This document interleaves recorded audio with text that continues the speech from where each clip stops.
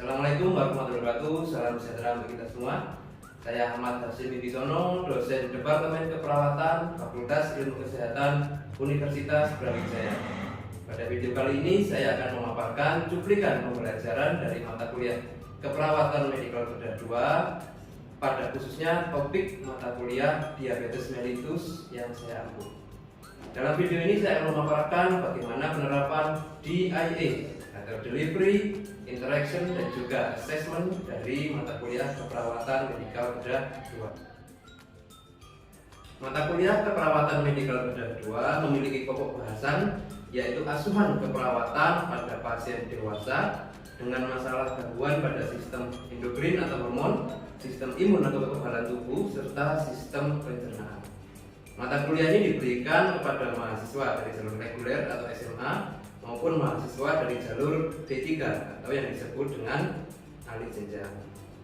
Metode pembelajaran yang diberikan secara daring karena situasi masih belum memungkinkan, dengan menggunakan berbagai macam media, mulai dari aplikasi Zoom, Google Meet, kemudian juga recording materi yang disimpan dengan rapi dalam Google Drive, serta menggunakan video-video yang tercantum dalam YouTube channel yang saya kembangkan sendiri, yaitu Pediscare Channel. Selama sesi, mahasiswa sangat dianjurkan untuk interaktif, baik secara sinkron pada sesi tatap muka maupun melalui forum diskusi yang terdapat dalam Learning Management System dari Universitas Brawijaya. Untuk assessmentnya sendiri, mahasiswa akan dinilai keaktifannya, kemudian bagaimana mereka mengerjakan tugas yang diberikan, mengerjakan kuis yang sudah disiapkan untuk setiap tatap muka, serta nilai atau pencapaian dari ujian tulis pada tengah semester maupun akhir semester. Oke, mari bersama kita simak video ini. Nah, ini dia diabetes di tempat kita ya. Di Indonesia, ini data tahun 2017 ini. Belum ada yang terbaru ya dari International Diabetes Federation. Menyebutkan bahwa sekitar 6,5% dari orang Indonesia ini menderita diabetes. Jadi kalau jumlah penduduk kita sekarang itu 260 jutaan ya, maka sekitar 17 juta orang. Oke, 17 juta orang mengalami diabetes. Ini jumlah yang sangat banyak dan mayoritas di Pulau Jawa ya, orang diabetes. Oke, terus menarik juga dilihat bahwa orang diabetes yang tidak terdiagnosa. Nah, artinya dia itu sebenarnya diabetes tapi nggak periksa dan nggak terdiagnosa diabetes, itu sekitar 50% dari 17 juta ini. Nah, ini juga bahaya ya, karena orang diabetes yang tidak terdiagnosa ini ya otomatis dia tidak mengontrol penyakitnya. Jadi hidupnya masih los-losan ya, tidak teratur, sangat rawan sekali mengalami komplikasi, baik itu akut maupun kronis. Oke, tidak hanya itu, nah ternyata ada satu penelitian nih di 33 provinsi yang menyebutkan bahwa diperkirakan jumlah pre-diabetes itu mencapai 10%. Ya, pre-diabetes ya, 10% dari populasi. Populasi ini maksudnya jumlah penduduk, bukan dari yang terdiagnosa. Nah, ini juga jumlah yang sangat besar ya. Jadi sekitar 26 juta orang dong ya, beresiko mengalami diabetes karena sudah dalam kondisi pre-diabetes. Gitu ya. Kalian familiar nggak dengan istilah pre-diabetes? Ada yang pernah dengar sebelumnya? Atau baru sekarang? Iya, Pak. Apa itu? Lin? Oh, saya baru tahu, Pak. Oh, baru tahu. Ini sudah KMB 2 kan ya? Sudah. KMB 2 kan siapa yang ngajar dulu? Bukan saya ya, Pasan ya? Pak Asyik, Pak. Oh iya, itu ada slide diabetes itu, di situ ada pre-diabetes. Wah, lupa kayaknya ya, nggak apa. Biasa lupa itu, normal. Oke, nah ini dia ya, diabetes itu sering disebut sebagai mother of disease. Jadi ibu dari berbagai penyakit. Nah, memang betul sekali ya. Komplikasinya itu menyerang semua organ ya, mulai dari jantung, ginjal, otak ya, risiko stroke itu naik pada orang diabetes, terus mata ya, retinopati, sampai dengan masalah di kaki ya. Oke, nah ulkus ini sangat sering terjadi ya, dan dari pengamatan saya nih selama ya sudah bisa dibilang 10 tahun belakangan ya tidak banyak kemajuan penanganan luka diabetes kalau kita mengikut skema BPJS.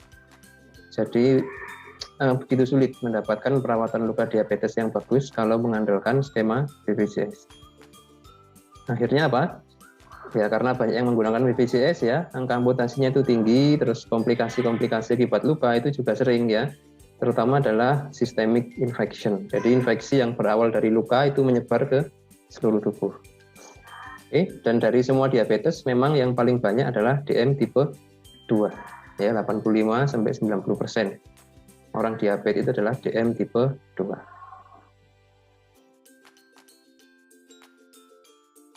Nah, ini ya tabel yang selalu saya tampilkan setiap mengajar diabetes di KMB 2 juga ini mestinya ya. Ada yang ingat nggak tabel ini? Siapa ya bisa menjelaskan ya? Coba siapa yang ingat, ayo.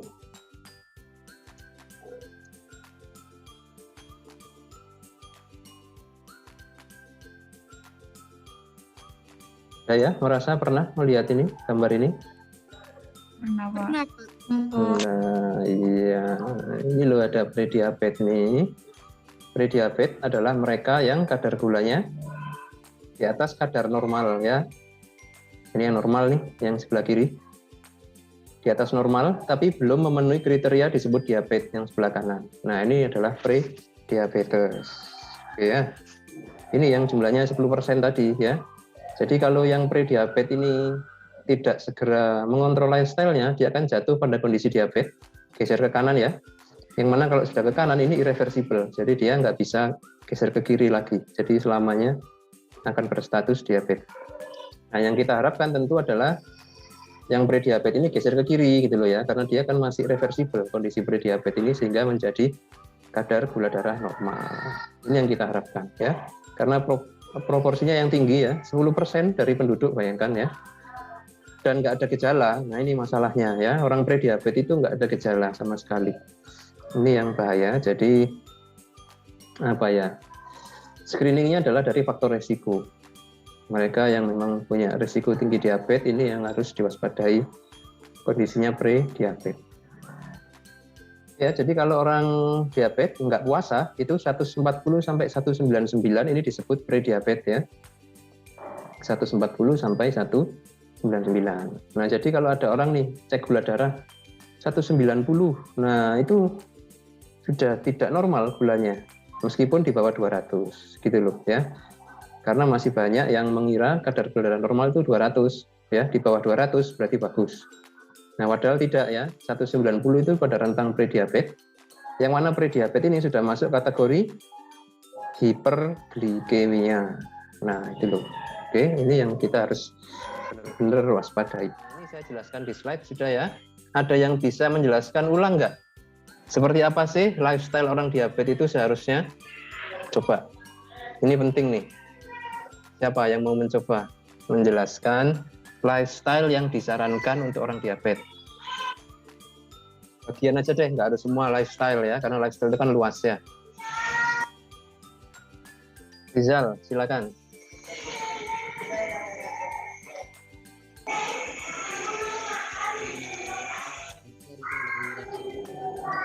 Mungkin di PPT di gambar itu juga Ya.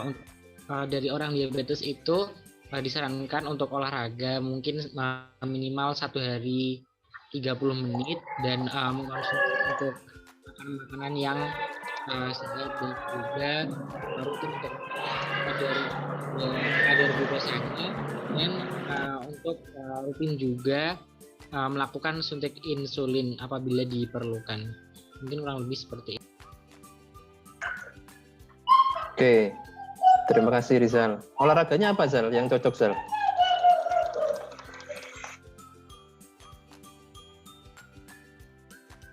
Halo Rizal, masih on air?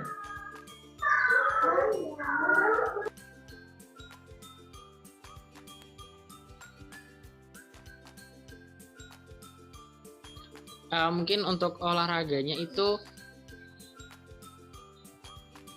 lebih ke yang tidak terlalu berat tapi lebih ke yang mungkin ke teraturnya seperti itu. Ya, contoh, konkret dong. Ini kan yang nanya pasien nih. Apa Pak contohnya Pak? Lari-lari atau jalan-jalan jalan-jalan seperti itu. Lari-lari atau jalan-jalan ya. Oke. Ya, usaha yang bagus dari Rizal ya. Thank you. Yang lain silakan, ada yang menambahkan? Lifestyle untuk orang diabetes. Damayanti. Yuk. Baik, terima kasih atas kesempatannya. Nah, sebelumnya apakah suara saya terdengar? Dengar jelas. Baik, untuk yang pertama itu, setahu saya apabila ada orang yang terkena diabetes itu disarankan selama 1 minggu itu olahraga kurang lebih 150 menit, di mana olahraganya itu intensitasnya itu ringan ke sedang. Contohnya itu gerak-gerak yang teratur seperti jalan, bersepeda, kemudian juga renang. Kemudian juga disarankan untuk diet seimbang. Lalu juga idealnya mereka punya glukometer sendiri untuk melakukan evaluasi dari gula darahnya, dan alangkah baiknya dari mereka juga mampu untuk menyuntikkan insulin karena sewaktu-waktu akan dibutuhkan. Seperti itu kurang lebih. Terima kasih. Oke, sip. Ya. Ya, kita coba dengar input dari yang lain. Ini ada Tri Afni.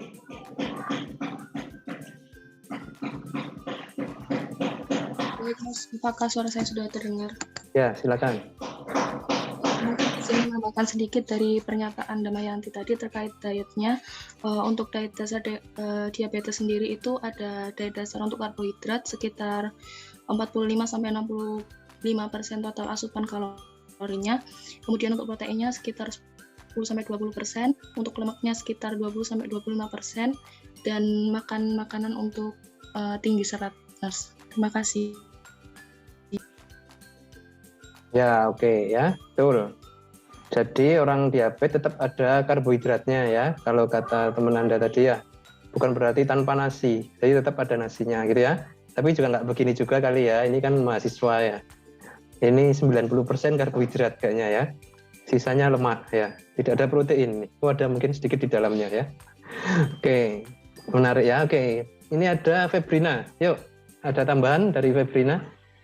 Iya, Nars. Tadi kan yang ada karbohidrat, tapi sebisa mungkin kayak tahu tentang porsi makannya, jadi dipilah-pilih porsi makannya. Terus mungkin yang kebiasaan untuk ngerokok atau kebiasaan untuk minum alkohol itu bisa berhenti, biar nanti bisa kembali sehat lagi, sama melakukan pemeriksaan rutin. Mungkin itu, Nars, tambahannya.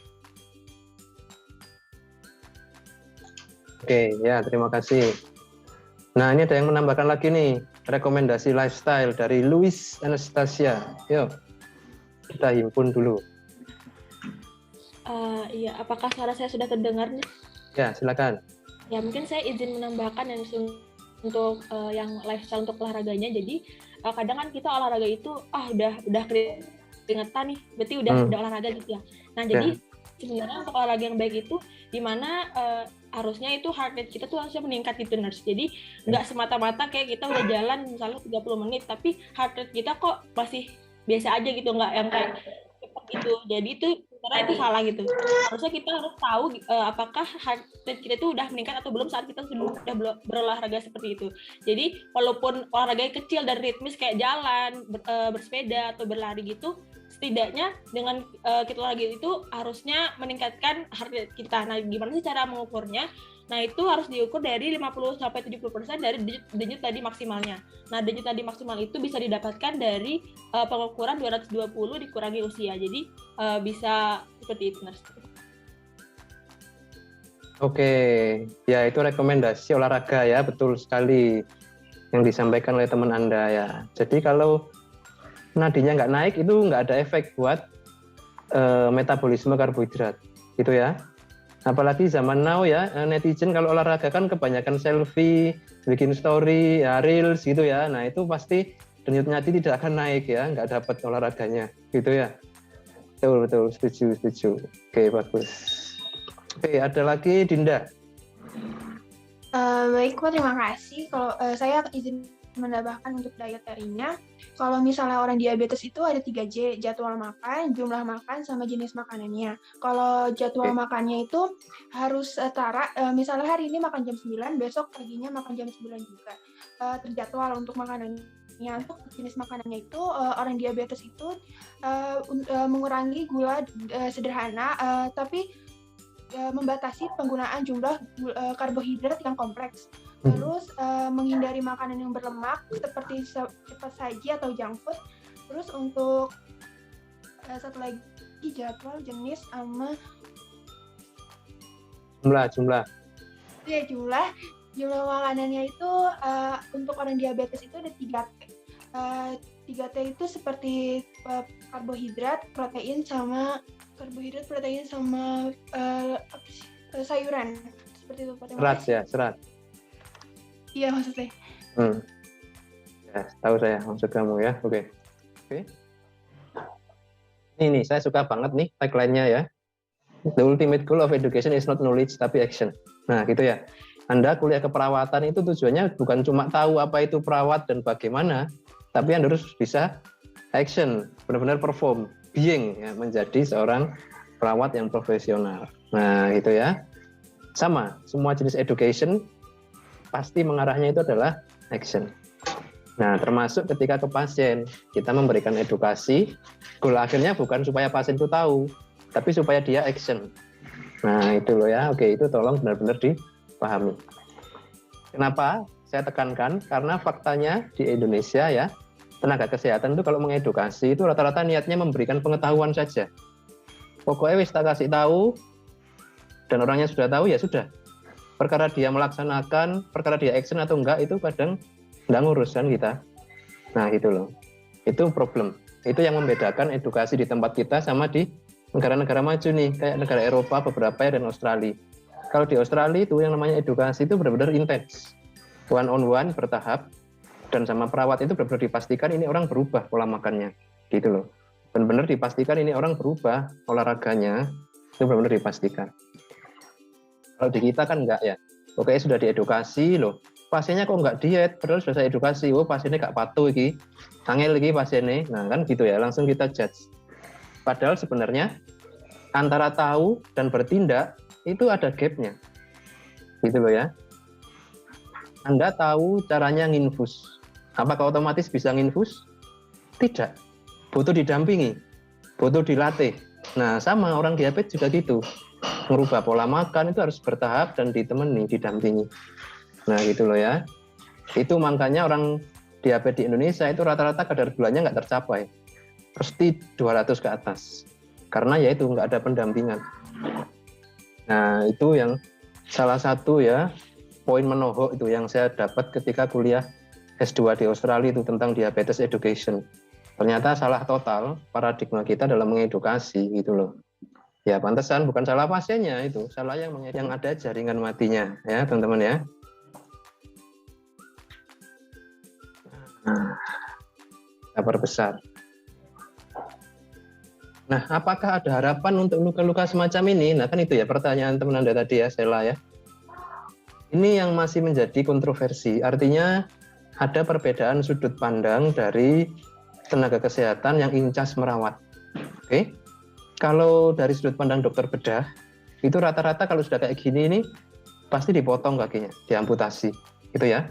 Kenapa? Karena mereka mikirnya, oh ini infeksi nih.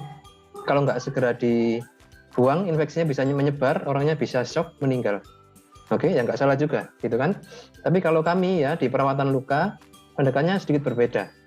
Jadi pendekatannya adalah kita tangani dulu infeksinya nih, pakai terapi atau balutan yang bisa mengatasi infeksi. Setelah itu kita lihat di bawah jaringan yang sudah mati ini, ada jaringan yang sehat nggak yang bisa ditumbuhkan. Nah, kalau masih ada, berarti itu nggak perlu diamputasi, gitu loh.